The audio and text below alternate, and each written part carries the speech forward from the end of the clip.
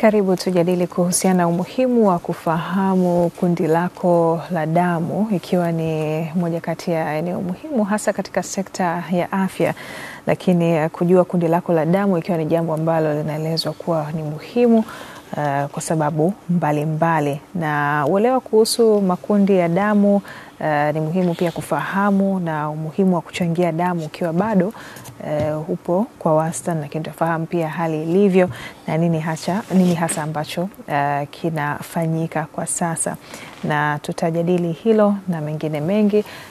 Lakini hapo upo uelewa tofauti pia kuhusiana na makundi ya damu, tabia, lakini hasa katika mahusiano kwa namna moja ama nyingine. Na katika kuzungumza kuhusiana na haya hapa studioni tunao wataalam katika eneo hili. Tunaye Dr. Pendaeli Sifueli ambaye ni meneja damu salama kanda ya Mashariki. Karibu sana Dr. Sifueli. Asante sana.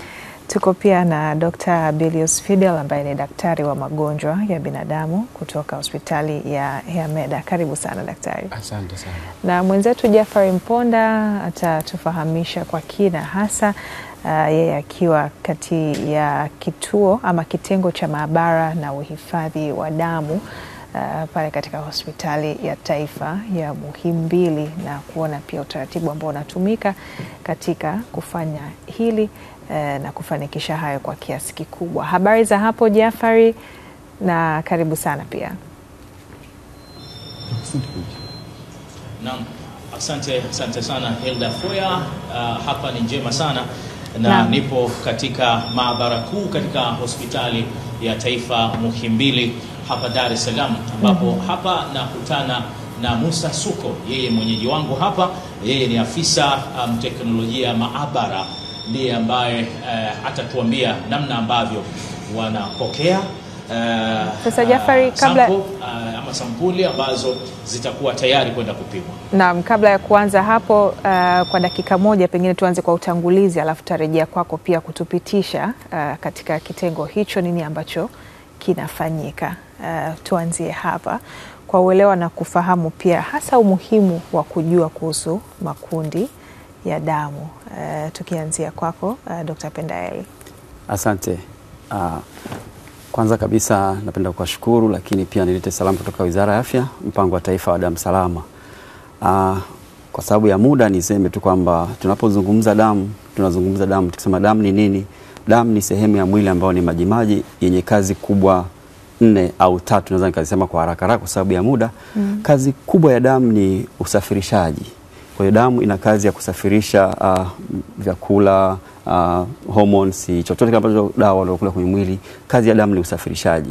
Unaumwa kichwa, unakunywa damu, dawa inaenda tumboni, lakini baadaye inaenda kichwani, kichwa kinapona. Kwa hiyo kazi ya damu ni kusafirisha. Lakini pia tunapovuta hizi hewa, tunapovuta damu inasafirisha hewa kutoka kwenye mwili kupeleka kwenye mapafu, kutoka kwenye mapafu kupeleka kwenye mwili, na kuhakikisha kwamba inatoa ile ambayo hakihitajiki. Lakini kazi nyingine pia ni kutoa sumu mwilini au vile ambavyo havihitajiki mwilini kwa njia ya haja kubwa au njia ya jasho pamoja na haja ndogo. Kwa hiyo kazi kubwa ya damu ni usafirishaji.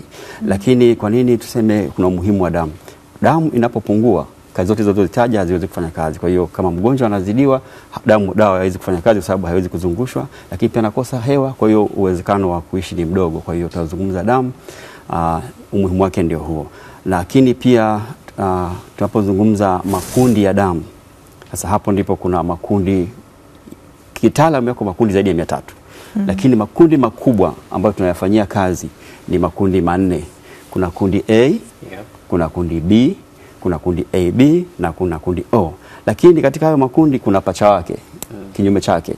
A anaweza kawa na results positive au negative. Kwa hiyo ni mawili hayo. B anaweza kawa na A positive na B positive. Mengine mawili yashakuwa 4. AB anaweza kawa na positive akawa na negative chakuwa 6, lakini O pia anaweza kawa na O positive na O negative. Kwa hiyo makundi yako A 4 mara 2 yake ni 8. Kwa hiyo mimi naweza nikawa ni O lakini sio O positive, ni O negative. Kwa O negative anaweza kawa na the same tofauti. Kwa hiyo kwa umuhimu wake ni kwamba makundi haya ya damu yanatusaidia katika mambo mengi ambayo tutaenda kuyajadili hapo baadaye, lakini moja ya muhimu ni kwamba yanatusaidia tunapohitaji damu nipate kundi ambalo linanihusu mimi. Asante kwa utangulizi huo. Kwa kifupi pia Dr. Fidel anasema haya makundi ya damu ambayo ameainisha, mengine hapo hatarini zaidi labda kuhusianishwa na kupata magonjwa kiurahisi kuliko mengine. Lina ukweli wowote hili? Hakuna ukweli wa moja kwa moja ambao unaainisha kwamba ukiwa na kundi fulani uko kwenye hatari wa kuja kupata magonjwa ya haraka kulinganisha na mtu mwingine. Na vipi kuhusiana na kundi fulani la damu kuendana na kundi lingine? Asante, ni swali zuri. Na kuna kitu amekitaja mwenzangu kinaitwa rhesus factor. Kabla ya kuzungumzia hicho swali lako, ni vizuri tukazungumzia maana ya rhesus factor ni nini, ndio utakuja kwenye swali lako moja kwa moja. Ndio. Kuna kitu kinaitwa rhesus factor. Hizi ni protein maalum ambazo tunaziita antigen, ambazo zinakuwa kwenye uso wa chembe nyekundu za damu ambazo alizozitaja mwenzangu. Sasa zile zinatoka wapi? Zile zinalisishwa kutoka kwa wazazi, aidha mzazi mmoja au mzazi wawili wote kwa pamoja, ambapo mtoto anathirisi. Sasa kwenye zile kama ile antigen haipo au ile protein haipo, tunaita rhesus negative, lakini kama hipo tunaita rhesus positive. Sasa inavyokuja sasa, aidha tunazungumza sana kwa mama akiwa na rhesus negative, maana yake ile protein maalum haipo kwenye uso wa chembe nyekundu, akawa na mtoto ambaye amerithi rhesus positive ambayo ni antigen ambayo ni ile maalum kutoka kwa baba amerithi, maana yake mtoto ana positive, mama ana negative. Sasa ikatokea ile damu ya mtoto ikaja ikachanganyikana na damu ya mama, pale ndo kunakuja kwanza reaction na kuharibika kwa chembe nyekundu. Sawa. Tunashukuru kwa utangulizi huo, na tutarejea hapa kujadili na kupata uelewa na ufafanuzi wa kina. Na kama utakuwa na swali unaweza kutuandikia kupitia namba yetu ya WhatsApp 0763809770. Kwa sasa tuende kwake Jafari Mponda akiwa katika kituo kama kitengo cha maabara cha uhifadhi wa damu Hospitali ya Taifa Muhimbili. Jafari, karibu sasa utujuze. Naam, asante sana Hilda Foya, nimewapata uzuri na kwa utangulizi huu ambapo sina shaka kila anayefuatilia Morning Trumpet wakati huu atakuwa anaelewa nini ambacho tunakizungumza kwa leo. Ni katika maabara kuu Hospitali ya Taifa Muhimbili ndipo nilipo, na nipo na afisa teknolojia ya maabara Bwana Musa Suko. Yeye atatuambia muktadha wa mahali hapa, na hasa baada ya kupokea sampuli kutoka kwa wagonjwa, na wao hapa wanazipokea tayari kwa ajili ya kuzichakata kufahamu nini. Naam, Musa Suko, tuanze na swali hili. Nashukuru sana ndugu mtangazaji. Ni kweli hapa ni Hospitali ya Taifa Muhimbili, na hiki ni kitengo cha damu salama, na hapa tunapokea sampuli kutoka wodini. Hapa dirishani tunaipokea, baada ya kuipokea tunaifanyia usajili, yani registration, alafu baada ya hapo tunaenda kufanya kipimo cha kujua huyu mgonjwa ana kundi gani la damu, ili daktari atakapohitaji damu tuwe tayari kumpatia. Sasa unaposema unapokea sampuli, mfano wake ni kama hivi. Yes, ni kama hivi. Hii ni sampuli imetoka wodini, inapokelewa. Baada ya kupokelewa inapitia hapa kwa ajili ya utambuzi. Tunaitambua na kuisajili. Kwa hiyo baada kuwa tumeisajili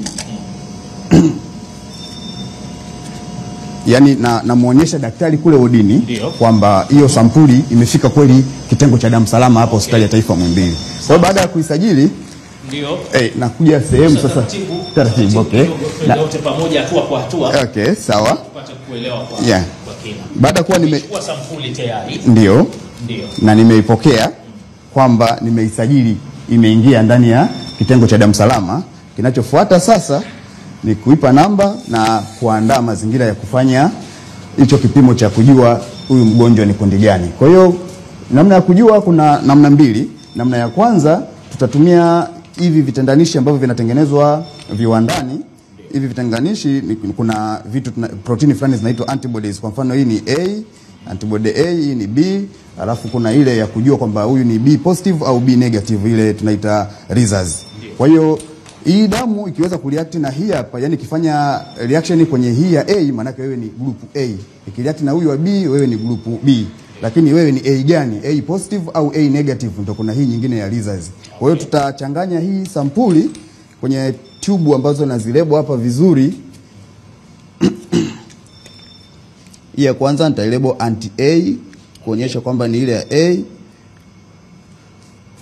Ya pili nitailebo anti B, na ya tatu ni ile anti D.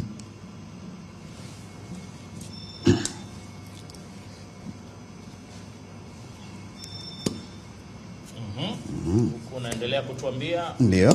Baada ya kufanya hizo labeling, naweka zile vitendanishi vyetu ambazo au tunaita reagents kwa kitaalamu. Kwa nitaweka hapo tone moja la kitenganishi A. Nitaweka tone moja kwenye test tube niloilebo B.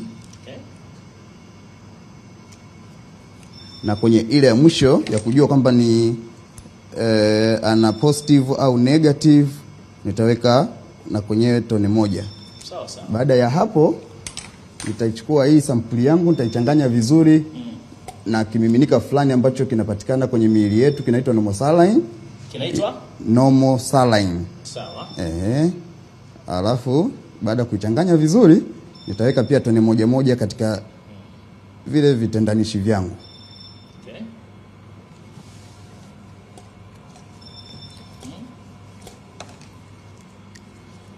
Baada ya hapo, hizi sampuli zangu nitaziweka kwenye mashine ya kuzungusha ili zichanganyike kati ya zile seli za mgonjwa na vile vitendanishi. Kwa hiyo kuna mashine ambayo inatumika. Inaitwaje hiyo mashine? Hii mashine inaitwa centrifuge, ambayo ni sekunde 60 tu, yani dakika moja. Alafu baada ya hapo unaangalia wapi kuna hizo clamps au sehemu gani hiyo reaction imetokea kati ya zile vitendanishi na zile seli za mgonjwa wetu. Kwa hiyo ikitokea kwenye tube A, mgonjwa wetu atakuwa ni group A. Ikitokea kwenye B, mgonjwa wetu atakuwa ni B. Sawa, mchakato huu unachukua dakika ngapi? Hapa ni dakika moja tu nakuja nasoma, yani sekunde 60. Lakini huo mchakato toka sampuli inakuja, tunaipokea, tunaifanyia utambuzi kwamba ni kweli imefika huko, tunasema dakika 30, dakika 20 majibu mgonjwa daktari kule anakuwa ameyaona kwenye mfumo. Sawa, ni sekunde karibu inafika 30 sasa hivi. Tukisubiri tunaweza tukasoma? Yes, baada sekunde 60 hiyo ya hapo tunaweza tukasoma. Ndio. Sawa, kwa siku mnapokea sampuli ngapi za wagonjwa? Hapa kutoka wodini tunapokea sampuli 100 mpaka 150, lakini mara nyingi tupo hapo kwenye 120. Okay. Yes, kutoka wodi tofauti na kliniki.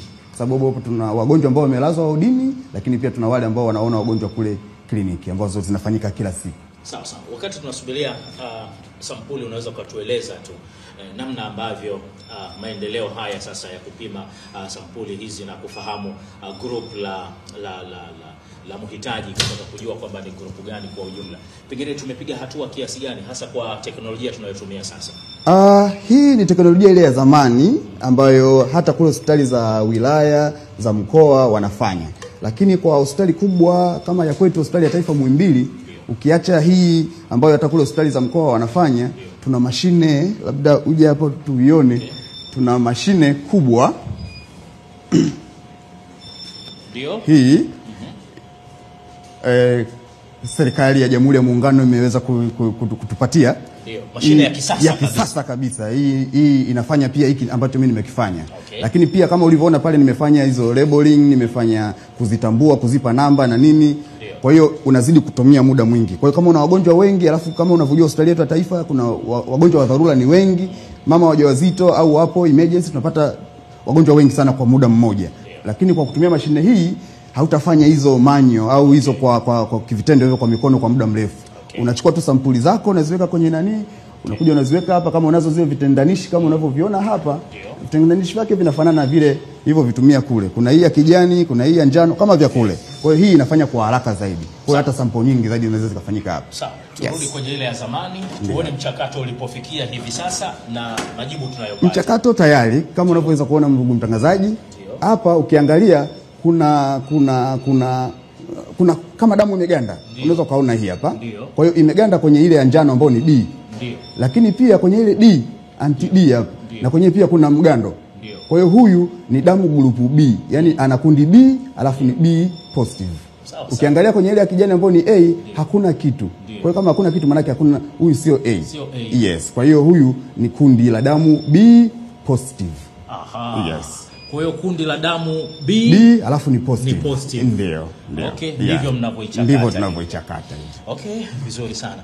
Pengine labda kwa muktadha sasa wa maudhui yetu haya, ni kwa namna gani hatua hizi zinamrahisishia sasa ama zinawarahisishia nyewe wataalamu wa afya kujua namna gani sasa mgonjwa atakwenda kupewa matibabu? Tukishajua kundi lake la damu kama hivi, manake sasa naenda kwenye friji kuchukua damu ambayo inaendana na kundi sawa na mgonjwa wangu. Kwa hiyo hapo nitaenda kuchukua, kama daktari sasa ameshasema huyo mgonjwa ukiachana tu na kujua kundi lake la damu, lakini pia anahitaji damu, yuko odini anahitaji damu. Kwa naenda kwenye friji na chukua kundi kama hili. Kwa sababu huko naye kutakuwa na damu ambazo mchangia damu amechangia. Tumefanya kama tulivyofanya hivi, tukajua kundi lake na tukailebo vizuri kwamba ni kundi B. Kwa hiyo naenda naichukua, naileta mezani na mtengenezea sasa damu kwa kuchanganya damu ile ya mgonjwa ya yule mchangia damu na kuna maji fulani yanaitwa plasma ya huyu au plasma au serum ya huyu mgonjwa wangu. Nachanganya kuona kama hakutakuwa na shida kama hiyo. Ukikuta umechanganya hiyo damu ya mchangia damu na damu ya mgonjwa wetu, hiyo plasma yake au serum yake, ukikuta kuna shida kama hii, maana hiki kitaenda kutokea kwenye mwili wake, hiyo damu haitamfaa. Mgonjwa anaweza taka fariki. Kwa hiyo baada ya kujua kundi hili inanisaidia nikachukue damu gani kwenye friji kwa ajili ya kumpa mgonjwa wangu. Sawa sawa. Kwa hivyo ndani ya muda mchache tayari grupu la damu litakuwa limejulikana. Ndio. Sawa sawa. Neno lako la mwisho tukiwa tunakwenda kurudisha matangazo.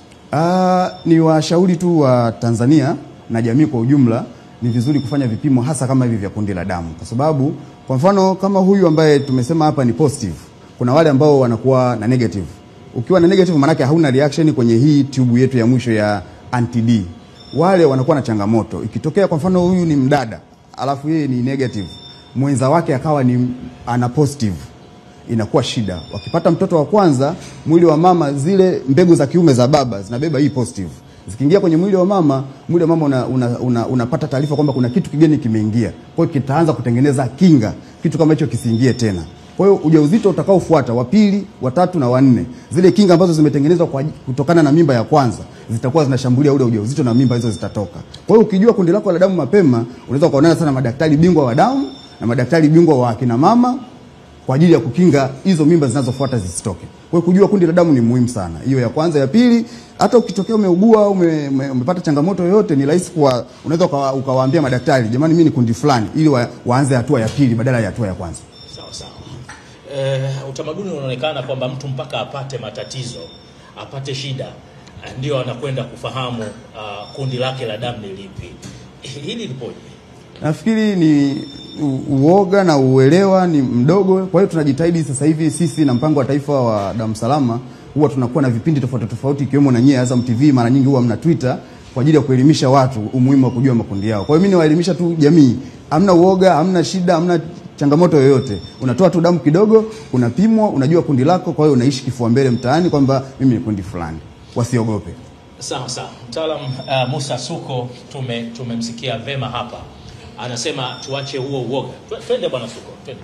Anasema tuache uoga, na mimi sio muoga, na pengine labda sio kwa sababu sijui group langu la damu naogopa kupima, la hasha. Lakini kwa muktadha wa kipindi hiki pengine tuongozane sasa mimi na wewe na ikiwezekana kuanzia leo, kama hujajua group lako la damu ni lipi, basi ufahamu, na hii ina umuhimu mkubwa sana. Pengine Musa Suko, utueleze tu kuna umuhimu gani, uumwi wala nini, lakini kujua group lako la damu ni muhimu sana, kwa sababu tunasema sisi ni wagonjwa wa kesho. Sisi ni wagonjwa wa kesho. Lakini pia kuna wagonjwa ambao wanahitaji damu. Kwa hiyo ukijua kundi lako la damu, ukisikia kuna mtu anahitaji damu, ni rahisi sana kwenda kumsaidia. Lakini pia hata wewe ukitokea umepata changamoto, unaanza na hatua ya pili. Ni rahisi sana kuwaambia madaktari, jamani mimi najifahamu, kundi langu ni kundi fulani. Kwa hiyo madaktari wanaweza wakaanza hatua ya pili badala ile hatua ya kwanza. Kwa hiyo kama upo kwenye dharura ambao utahitaji damu kwa haraka sana, utapata damu kwa haraka zaidi kuliko ile ambayo inabidi kwanza watu waanze kufanya kupima, wajue kundi lako alafu ndio kukusaidia. Kwa hiyo ni muhimu sana sana mtu kujua afya yako, kujua kundi lako la damu. Nakushukuru sana Musa Suko. Nashukuru. Asante. Ni muhimu sana kujua kundi lako la damu.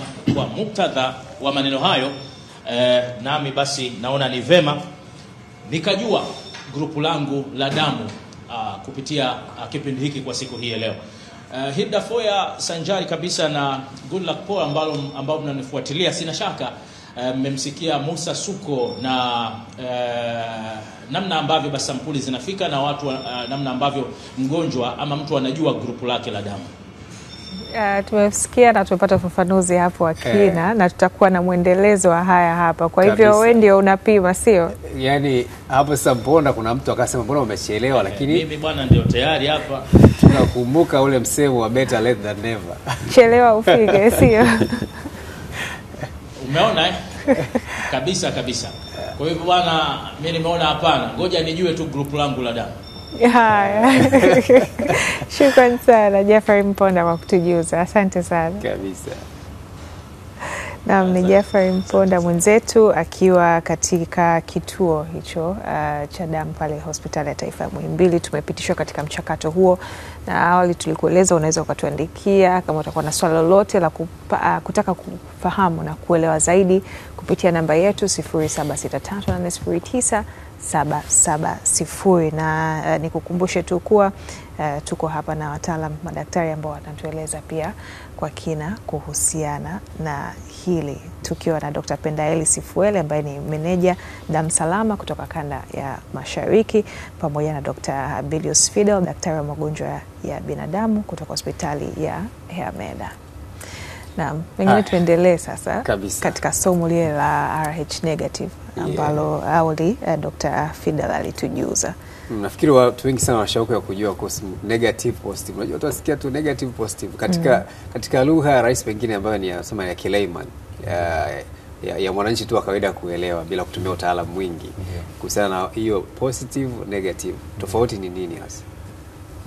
Positive negative utofauti uko hivi kwamba mwanzoni mwenzangu alizungumza makundi ya damu kwamba kuna grupu A, kuna grupu B, kuna grupu AB na grupu O. Lakini kwenye grupu A magrupu yote yana positive na negative. Sasa nini maana yake? Kumbuka hizo zote ni chembe nyekundu. Kwa kwenye chembe nyekundu kuna kuwepo na vitu tunavita antigen, ambazo hizo antigen ni protein, ambazo hizo protein zinakuwa zimezunguka ile umbo la hilo seli ya chembe nyekundu ambayo tunaita red blood cell. Ndio. Sasa endapo kama hiyo protein ipo kwenye hiyo chembe ya seli ambayo either A au B tunaita positive. Ila hiyo protein kama haipo au antigen kama haipo tunaita negative, ambao kwa maana yake tunaita Rhesus factor, ambao kuna Rhesus factor positive na Rhesus factor negative. Yeah. Okay.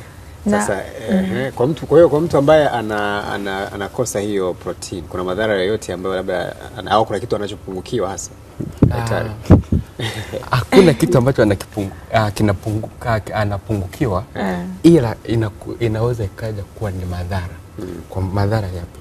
Sasa tunakuja kuzungumza kwenye kesi ya ujauzito, hasa kwa kina mama. Tufikirie kwamba mama akiwa na Rhesus negative, maana yake ile protein haipo, tunaita Rhesus negative. Akawa na mtoto ambaye ana Rhesus positive. Nadhani nikurudishe nyuma kwamba hizi zinapatikana, mtoto anazipata kwa kurithi kutoka kwa wazazi, na asilimia nyingi anadhirithi kutoka kwa baba. Baba amemrithisha mtoto wake ni positive, Rhesus positive, ambao ni protein ipo, lakini mama ni Rhesus negative. Sasa kinachokuja kutokea sasa, kwa sababu Rhesus positive waga inakuja kutokea, mwili unakuja kutengeneza kinaitwa kinga mwili, antibody. Kwamba kinakuja kutoka kwamba kilichokuja kuingia mwilini mwangu ni sio kitu cha kawaida, ni kitu cha tofauti. Kwa mwili wa mama unaanza kutengeneza kinga mwili ambayo tunaita antibody, ambayo ile itaanza kupambana na chembe za mtoto. Na pale ndo athari zinaanza kutokea. Eza mtoto atapoteza maisha, eza mtoto ataanza kupata madhara yatokanayo na reaction ambayo imetokana kwa sababu mtoto amekuwa positive na mama amekuwa negative. Na hapo ndo nakuja kutoa umuhimu wa mama mjamzito yote kuja kujua grupu lake la damu, eza A positive au negative, ili kuja kuepuka na athari ambayo itakuja kutokea. Ndio. Lakini kwa lugha kwa hatua nyingine, mtoto yule wa kwanza anaweza asiathiriwe na hiyo athari, ila wale watoto ambao ujauzito ambao utafata ndio zitaanza kuathirika. Nini maana yake? Yule mtoto ambaye alikuwa na positive, zile antigen waga zinapita zinachanganyikana na damu ya mama. Kwa hiyo zikichanganyikana na damu ya mama, kwa sababu mama alikuwa na negative, zinaanza kutengeneza taarifa ambayo taarifa waga inatunzwa milele kwa mama. Kiasi kwa mama akipata ujauzito mwingine, ile taarifa inakuja kwamba ambao ni ujauzito wa mtoto ambao ana positive. Taarifa tayari zilikuwepo kwa mama, zinakuja kwamba kitu kilichoingia ni tofauti na pale mapigano yanaanza kutokea. Ndio maana mama mjamzito inabidi apime, au kama wale mama alikuwa na ujauzito ukawa umetoka, lazima angalie grupu lake la damu, aidha kwa ajili ya kupata chanjo, au kama amepata ajali akiwa na ujauzito, kwa sababu tunachokizungumza damu inaweza ikachanganyikana.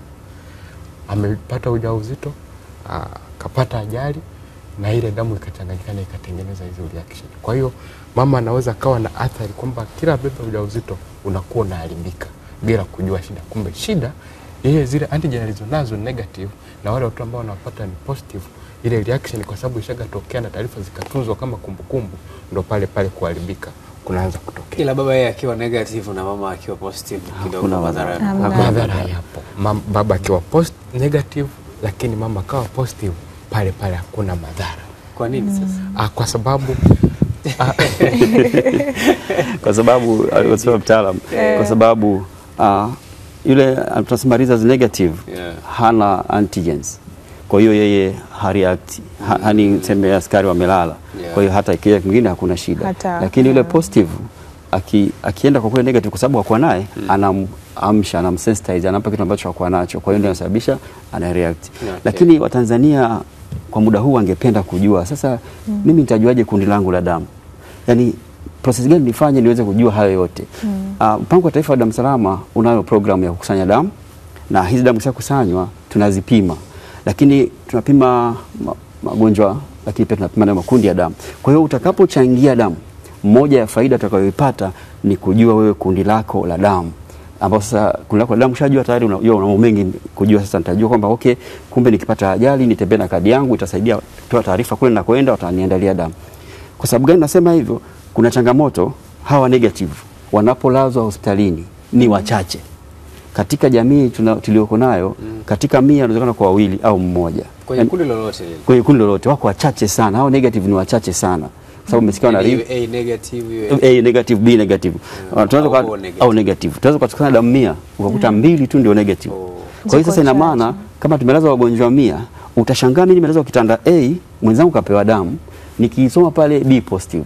Lakini mimi B negative sipatikani damu yangu, kwa sababu wale yani mimi wa O negative ni lazima nipate damu ya O negative mwenzangu ili kuondoka na hiyo changamoto ya kuwa desensitize. Kwa hiyo nikipewa damu ambayo sio ya kundi langu, tayari itaniletea kuamsha askari ambao kwa kundi. Yeye anatoa kwa wote. Mimi natoa kwa wote. Yaani wa O negative yeye anawapa watu wote. Lakini anapokea kwa O negative pekee, kwa sababu yeye kwa sababu haina madhara. Kama tunasema haina zile antigens. Kwa hiyo hata ikienda kwa mtu hamna kinachosababisha madhara. Kwa sababu sasa, kwa hiyo kwa kifupi tu ni kwamba hivyo kwamba damu utapima makundi yako ya damu, utakuchangia damu.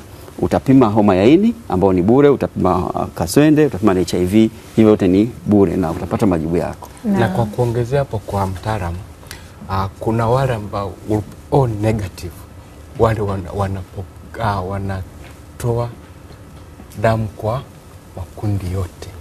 Lakini yeye ili apate lazima mtafute mwenzake ambao ana O negative. Lakini wale ambao wana AB negative, wao wanapokea kwenye makundi yote. Lakini ili yeye kuja kutoa lazima mtolee AB negative mwenzake. Kwa hiyo unaona hapo kuna faida muhimu ya kila mmoja wetu kuweza kutambua grupu lake la damu ni lipi, ili kuja kumsaidia wakati wa dharura, wakati wa matibabu, kwa ajili ya kuweza kusave maisha yake. Na tupitisha pia katika haya makundi mengine. A kwake anapokea kwa kina nani na anatoa kwa nani? B tuanze sasa na A. Tuanze na A. Kwa kama tulivyosema kwamba A, yeye A ana antigeni ya A kwa hiyo ana antibody ya B. Kwa hiyo yeye A atapokea kutoka kwa A na atapokea kutoka kwa O, kwa sababu O hana ya kumzuru. Wa B atapokea kutoka kwa B na atapokea kutoka kwa O. Wa AB sasa, kwa sababu hana antibody, yeye atapokea kote, atapokea kwa A, kwa O, kwa AB. Kwa hiyo atakuwa tunasema universal recipient. Wa O atapokea kutoka kwa O peke yake. Hapo sasa uja identify O negative au positive. O positive atapokea kutoka kwa O positive na kwa O negative basi. Wawili tu. Yaani atapokea ni O wenzake. Yaani O ni O, nimesema O ni O. Hana mbadala kuchukua kwamba atatoka kwa B kwa nani. Kwa hiyo O yeye atapokea kutoka kwa O positive au O negative. Lakini wa O negative atapokea kutoka kwa O negative tu peke yake. Ana option moja tu. Yaani nasema hiyo kama ndio penalty ya mwisho hiyo. Yeye hana namna ya kusema kwamba atapokea kutoka sehemu nyingine. Lakini sasa hivi tunasisitiza sana watu wapime afya zao, kwa sababu tumesema kuna magrupu zaidi ya 300. Katika hiyo O kuna tunasema kuna KL, kuna DOAF, ziko magrupu mengine ndani ambao hatuwezi kusema yote hapa. Kwa hiyo tunasema tunataka upokee kwa grupu lako, kwa sababu unaweza nikapokea kwa O ya mwingine ambayo ina herufi fulani ambayo mimi sina, ikaleta reaction ndogo, sio kubwa. Kwa hiyo tunasisitiza kwamba tuchangie damu, tujue makundi yetu ya damu, lakini pia kuna damu ya kutosha, kila mtu apewe grupu lake la damu. Labda kwa kingine, jamii isiogope kwamba mama akiwa na A negative atakuja kupata watoto ambao mimba zitaharibika. Hakuna sababu ya kuogopa. Waga akishaenda kupima akatambua group lake la damu kwamba ni negative au ni positive na akakutwa ni negative na akawa anataka kupata ujauzito, waga kuna chanjo zinatolewa kwa ajili ya kuzuia hiyo reaction isije katokea kwa mtoto. Na ni kwa wakati gani hiyo chanjo inatolewa? Kama mama tayari ana ujauzito, amegundulika ile group lake la damu ni negative na tayari ana ujauzito, wiki ya 28 anaweza kupata chanjo tunaita anti-D immunoglobulin ambayo yenyewe inaenda kuzuia, ni kama vile kusafisha. Lakini anaweza akawa ameshajifungua na tayari alikuwa na negative, ni mtoto wa kwanza amejifungua, baada ana nafasi pia ya kupata ile chanjo ndani ya masaa 72 baada ya kuwa amejifungua. Hii ina maana gani? Kwa sababu tumezungumza mwanzoni kwamba akiwa na A negative kumbukumbu waga zinatunzwa. Kwa ile kuweza kufuta kumbukumbu, ndio maana waga tunawapatia chanjo masaa 72 baada ya kujifungua. Lakini sio hayo makundi tu. Mama ambaye amepoteza ujauzito, ujauzito umeharibika ghafla kwa ajali au nini, na yenyewe lazima aweze kupata nini? Kupata chanjo baada ya kuwa amepima na kugundua group lake. Na chanjo hii inadumu kwa muda gani, ama akishapata mara moja inatosha? Akishapata inatosha, kwa sababu ile kusafishwa kunakuwa kumesha waga ni chanjo 3, lakini akishachanja inakuwa imetoka na kwa katika. Kwa mantiki hiyo, mwenza asije akamfuata mwenzake akamwambia bana, mimi nimegundua makundi yetu ya damu hayaendani, kwa hiyo tuachane. Hapana, hiyo haina sababu ya kuvunja ndoa, kuvunja mahusiano kwa sababu ya group A negative. Msingi ni kuelewa na nini kinachokuja kutokea, ila kujua grupu kwa mama mjamzito au kwa binti anayetarajia kuzaa au kuolewa inasaidia sana, kwa sababu ya kujikinga. Ndio tunashauri kwamba dada zetu waanze kwenda kliniki mapema, lakini pia wachangie damu mapema. Ukiwa vijana unajua kundi lako la damu, na kwa hiyo unakuwa unajiandaa. Tumesema damu ni adimu kupatikana, haya makundi ya adimu hayo negative tunaita damu adimu wako wachache kwa sababu ni adimu. Hasa ukishagua kundi lako, ndio sisi kutoa taarifa, jamani, mimi nina ujauzito, sio mimi. Yani kwa hiyo ni damu yake iandaliwe alafu atapewa. Kwa hiyo ina maana dada au mama atatoa taarifa mapema, kwa hiyo damu rahisi kuita ndugu kama kuchangia. Hawa adimu pia wanashauriwa kujitolea sana, si ndio? Kwa sababu wote wanashauriwa kujitolea. Wote wanashauriwa kujitolea, lakini wale ni tunachoka kama emergency. Kwa sababu ukifika pale kitengo cha dharura, haijalishi kundi lako ni lipi, ukiwa hali ni mbaya itachukuliwa damu ya hiyo ya O negative, utapewa bila kujali kundi lako, kwa sababu itakusaidia kuokoa maisha kwa haraka. Kwa hiyo ndio maana tunasisitiza kwamba tujue makundi, na sisi tumeshajua hivyo na tumeshatengeneza mpaka database ya wale ambao ni negative kwenye kundi ya WhatsApp. Kwa hiyo tunatuma message pale, jamani, kuna mwenzetu anashika, tukishamjua yuko sehemu fulani, akishaleta kuna taarifa zake tunamsajili, kwa hiyo tunakuwa naye kwenye kundi la WhatsApp. Kwa hiyo tunatuma taarifa. Kwa hiyo hata yeye mwenyewe, hata kama sio mchangia damu, lakini anapenda kujiunga na sisi kwa sababu anaweza kutokea ajali, anaweza kutokea chochote kile, kwa hiyo anakuwa kwenye ile kundi. Kwa hiyo sisi tunakuwa tunatuma tu message, bana, niko Muhimbili, niko Ocean Road, niko Sefia, niko wapi. Ukishatuma ile message pale, basi tunaitana, tunachangia damu, inakwenda. Nafikiri Dr. kabla hatujasahau tungetaja pia kama kuna namba ambayo watu wa namna hiyo wanaweza kujiunga kwenye hilo kundi. Labda kama ukikumbuka pia utatuambia ili kuweza kuongeza wigo na watu wengi zaidi ambao wakati anatafuta hiyo kutuambia. Kwa upande wa Dr. Fidel, kuna yale ambayo yanasemwa labda ukiwa kundi fulani unakuwa na tabia labda za aina hii na ukiwa kundi fulani unakuwa na tabia za aina hii. Hili pia lina ukweli kiasi gani? Kwamba ukiwa na grupu fulani unakuwa na tabia fulani, kia hakuna uhalisia wa moja kwa moja kama waliosema wenye wanakuwa wapole sana kwa sababu hakuna tafiti sahihi ambazo zimefanyika na kugundulika au ikaonekana kwamba watu wenye grupu labda kama inavyosemekana kwamba wenye grupu wanakuwa ni wapole. Hakuna tafiti ambazo zimeonyesha moja kwa moja kwamba ukiwa na grupu moja kwa moja utakuwa na tabia ya upole. Kwa hiyo au kuna wengine wakasema wenye positive wanakuwa yani ni watu wanginja sana, yani labda kushani nini, afu watu wenye negative watu wa staarabu wanashinda na mtu. Hakuna tafiti ambazo zimefanyika za kisasa ambazo zinaonyesha kwamba ukiwa na grupu unakuwa kwenye na point out kabisa mifano ya watu usiona yule hapa. Sasa lakini inatabakia kwa nadharia, hazijathibitishwa kisayansi kama ambavyo daktari umesema. Sasa tunamwona mwenzetu pale bana yuko anapambana kujua kundi lake la damu. Ni katika umri gani ambayo mtu anatakiwa ajue kundi la damu daktari? Ni umri wowote ule. Na kingine niapenda daktari amesema umri wowote. Anapozaliwa. Ulikuwa na uingiza kwanza anapozaliwa damu. Lakini na kundi la damu halibadiliki.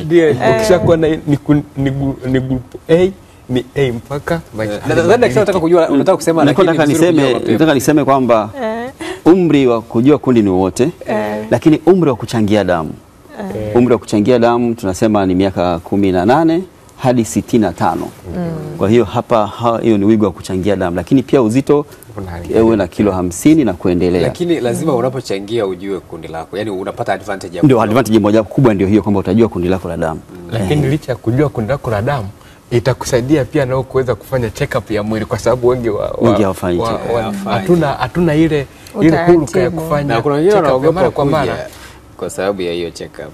Lakini nisaidie hapo, unapochangia damu unakuwa una faida kubwa. Kuna kitu kinaitwa madini chuma kwenye miili yetu.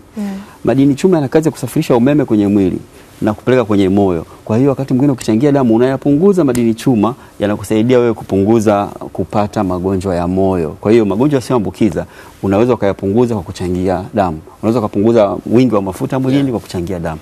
Kwa hiyo mwili wako utazalisha chembe mpya za kupambana na maradhi. Kwa hiyo utakuwa na uwezo mkubwa wa kupambana na maradhi, lakini pia na afya njema. Lakini pia utakuwa umetoa sadaka kwa ajili ya kuokoa maisha ya wenzetu ambao wanahitaji damu hospitalini. Sasa daktari, bado tunaendelea, tutafahamu mengi hapa na kuna mengi ya kujua.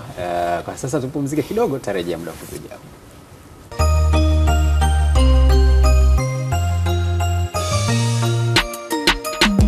Naam, tunaendelea, bado tunazungumza hapa kuhusiana na umuhimu wa kujua kundi lako la damu, na mjadala umekuwa moto kweli kweli.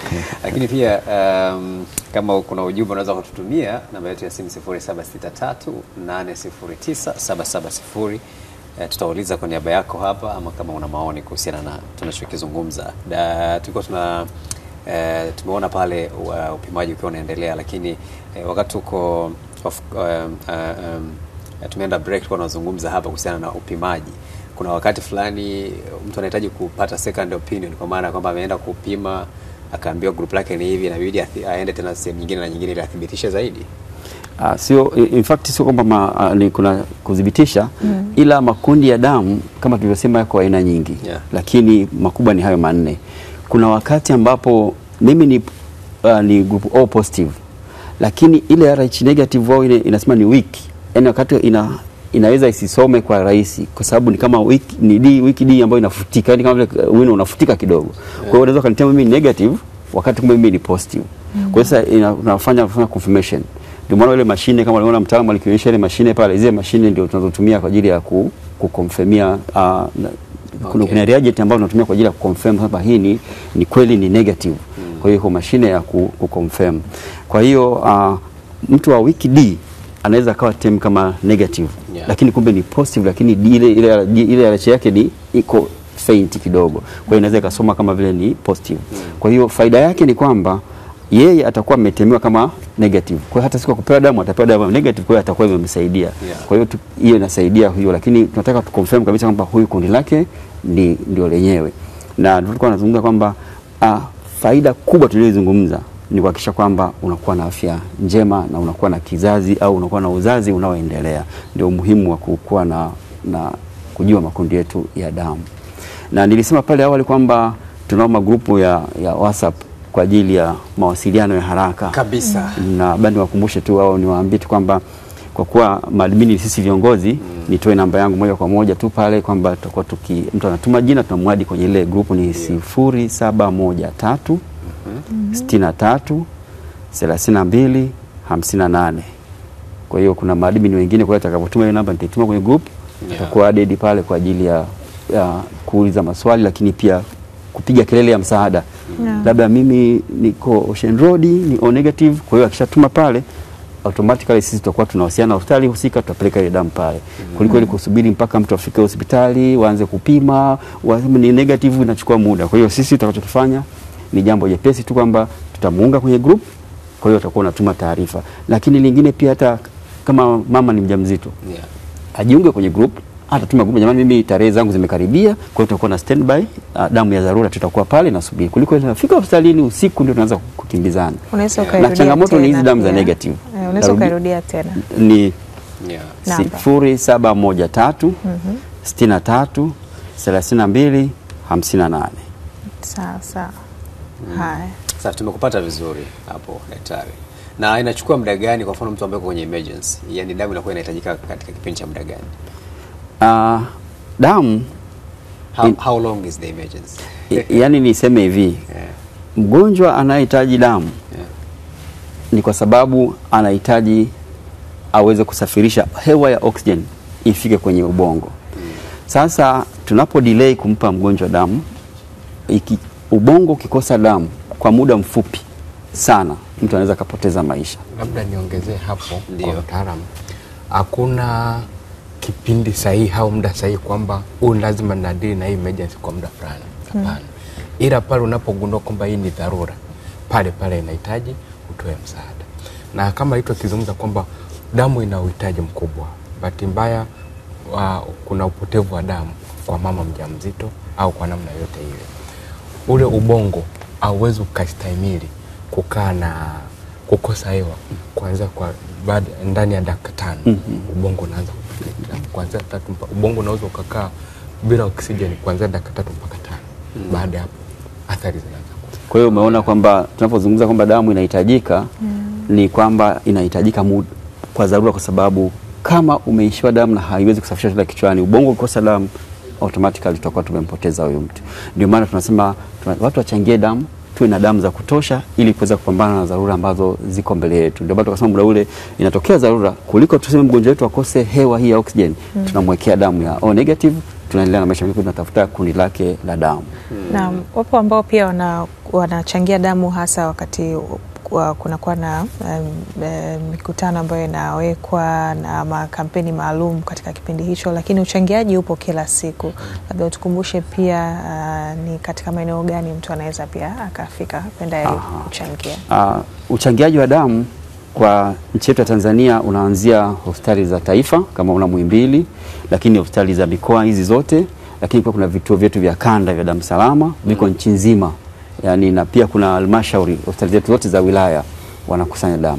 Lakini pia tunapita kwenye makanisa, tunapita kwenye misikiti, tunapita sehemu ya wazi, lakini pia tunaomba mialiko. Yani wewe una birthday yako, unasema mimi Mungu alinisaidia, mama yangu aliongezewa damu, nikajifungua salama, kwa hiyo mimi nataka nirejeshe kwa jamii. Kwa hiyo tunaomba hata mialiko mbalimbali. Mtu na birthday yako unaweza kutualika damu salama, tukaja ukasherehekea birthday yako kwa kuchangia damu. Kwa hiyo lakini hasa vitu vyetu viko kwenye hospitali, lakini kuna timu ya kanda ambayo inazunguka katika sehemu mbalimbali kwa ajili ya kuhakikisha kwamba tunapata damu ya kutosha. Labda kwa kuongezea hapo, hakuna athari yoyote ambayo inatokana na mtu kuchangia damu. Na kabla hujachangia damu lazima kuna kuwepo na vitu ambavyo vinafuata. Watu wa huduma lazima watamfanyia mtu, kwa mfano kuangalia uzito, umri wake, wingi wake wa damu unatosha kuweza kuchangia. Kwa vitu vyote ambavyo vinaangaliwa, tumtoe wasiwasi yule mtu ambaye alikuwa anafikiri labda yeye anaogopa kuchangia damu kwa sababu akijua kwamba kuna madhara ambayo yanaweza kumkuta, aidha kufariki au damu ya kwake kuwa chini kabisa. Hakuna madhara yote yale. Kwa hiyo tuwashawishi au tuwashauri watu wawe na kuhamasika kuweza kutoa damu kwa ajili ya kusave, kwa ajili ya kusaidia akina mama wajawazito na wale ambao wanapata ajali na zile matibabu ya dharura kwa ajili ya kuweza kuokoa maisha yao. Huwa napenda kuambia Watanzania wenzangu kwamba damu ulionayo mwilini, uchangie itatoka, usichangie itatoka. Sasa ni heri uchangie ukaokoe maisha, kwa sababu damu ina muda kukaa mwilini. Damu chembe nyekundu zinakaa siku 90 mpaka 120 kisha habari yake. Zinatoka Historia, ndio maana nataka nikwambie sasa na kueleza jinsi ya kutoka kwa ile damu. Unapokuwa mwili wako unafanya kazi, unatembea, kila kitu inaendelea. Chembe zinazaliwa, chembe mpya zinaishi siku ya kwanza mpaka siku 90 mpaka 120. Ikishafika siku 120, zile chembe ambazo zilikuwa siku 120 zilizopita hazipo tena. Zinaharibiwa kwenye mwili, zinakwenda kwenye figo, zinakwenda kwenye, yani zinazoka kwenye mwili, alafu baadaye zinatolewa kwa njia ya haja zote, haja ndogo, haja kubwa, lakini pia kwa njia ya jasho. Unaweza kujikuta ukifanya hivyo, unaweza kama kuna harufu fulani, kuna vitu gani vinatoka harufu kwenye mwili wangu, ni zile chembe ambazo mwilini hazihitajiki tena. Kwa hiyo aliyechangia na ambaye hakuchangia, ndani ya siku 90 una chembe nyingine mpya. Kwa hiyo sasa kuliko usubiri zikatoke kwa jasho ukajisaidie zipotee, ni heri sasa ukatoa ukasaidia watu. Kwa hiyo ndio maana tunasemaje, mwanaume unatakiwa uchangie damu kila baada ya siku 90 ambao ni sana miezi mitatu. Mwanamke siku 120 ambao ni sana miezi 4. Kwa hiyo ndio maana ile theory kwamba hata usipochangia, ukichangia leo ndani ya siku 90 zitazaliwa nyingine zinaendelea na kazi. Inapotea bure bwana. Unapotea bure. Sasa kwani wakati ungechangia. Kuna mtu ambaye anaweza akawa na damu ambayo imemzidi, yani kwamba damu, kwa sababu kuna vipimo vya wingi, kipimo cha wingi wa damu. Ndio. Kuna mwingine damu yake kwa kidogo, kuna mwingine ambaye anaweza kazidi kile kiasi kinachohitajika mwilini. Ni kweli. Kwa kawaida maadamu wingi wake wa damu inabidi anzie 11 mpaka 17. Ndio. Ukiwa juu zaidi ya 17, kuna dalili mtu anaweza kuwa anazisikia au zinamtokea, kiwepo kizunguzungu, kuwepo kuwa anachoka ghafla, yani kujihisi mwili sio hauendi vizuri. Kwa hiyo watu wa namna ile inabidi waende wakaangaliwa wingi wa damu. Wakishaangalia wingi wa damu, matibabu pekee ni yeye kuweza kuchangia damu mara kwa mara au zaidi. Mara kwa mara. Kuna lakini kwa kuweka vizuri alivyosema mtaalamu hapa, alivyosema daktari kwamba damu imetengenezwa na Mungu, ameweka vipimo. Ni kama vile meno unavyoniona. Mimi hata niishi vipi, jino langu leo likatoka hapa likatoka huku chini, yako standard. Kuna taarifa zinatumwa kwenye mwili kwamba hasa huyu mtu anakuwa jino likuwa liishi hapa. Kwenye damu nako tumeambiwa ni 11.5 mpaka 18 kama alivyosema mtaalamu. 12 mpaka 18. Kwa wanaume, kwa wanawake mpaka 16 ndio normal. Inapofikia 18 au 16 inatuma taarifa ina sense, inapeleka kwenye figo kwamba usipeleke tena viangalizi kwenye mifupa kule. Kwa hiyo mifupa ina stop kutengeneza damu. Kwa hiyo automatically utakuta mwili wako unafanya kazi kwa kama sensor kwamba hiki kimefika hapa, stop. Ikishuka tena zalisha. Kwa hiyo inaenda kama vile ina balance. Kwa hiyo utakuta sasa unless wewe unaumwa sasa ndio damu yako itashuka chini ya 11, itashuka 10, itashuka inashuka sababu unaumwa. Kwa hiyo kupanda nako ni ugonjwa. Sasa kama una huo ugonjwa sasa taarifa. Kwa hiyo ukishapata huo ugonjwa, tunachokifanya sisi ukija Dar es Salaam tunakupima, tunakushauri kwamba ukapime na magonjwa mengine ya damu. Sasa tutapata nafasi nyingine tutakuja kuzungumzia magonjwa ya damu. Sasa baada ya siku nyingine tuna magonjwa ya damu, lakini damu kama damu ya mtu mzima ikifika level inahitajika ina stop. Kuna dhana niwahi kusikia kwamba ukiwa unachangia damu na kulazimu uendelee kuchangia kwa sababu uzalishaji unakuwa unaongezeka mara dufu ama zaidi. Sijui kama hili pia ina ukweli. Hiyo tunasema ni zile zana ambazo pia ni zana potofu. Kwamba mimi nimechangia damu mara 48. Mimi binafsi mara 48 sijai kupata hayo madhara.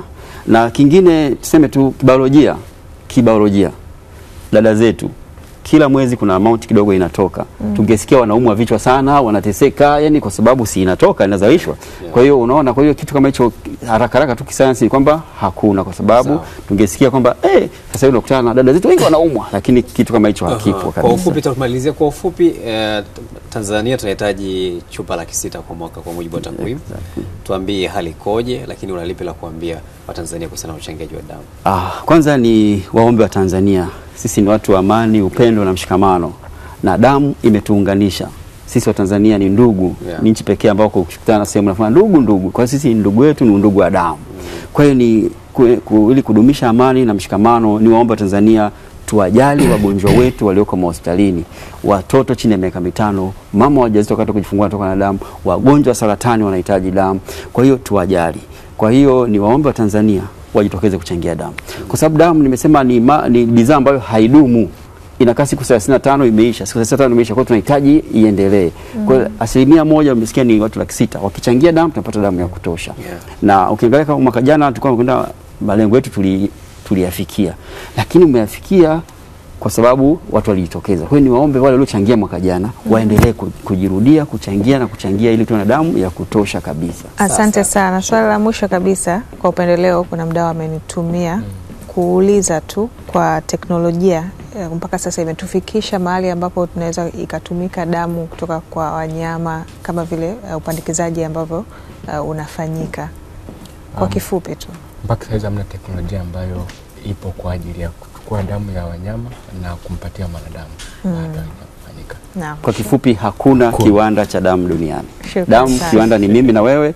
Karibu tuchangie damu tuweze kuokoa maisha ya wenzetu wanaohitaji damu. Shukrani sana. Asante. Naam, asante sana. Tunakamilisha hivyo kubwa tukifahamu na kuzungumza mengi kuhusiana na umuhimu wa kufahamu makundi ya damu.